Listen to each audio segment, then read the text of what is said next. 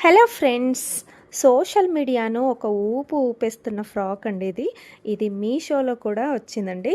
అసలు ఎంత బావుందంటే combination cream and black combination చాలా బావుంది.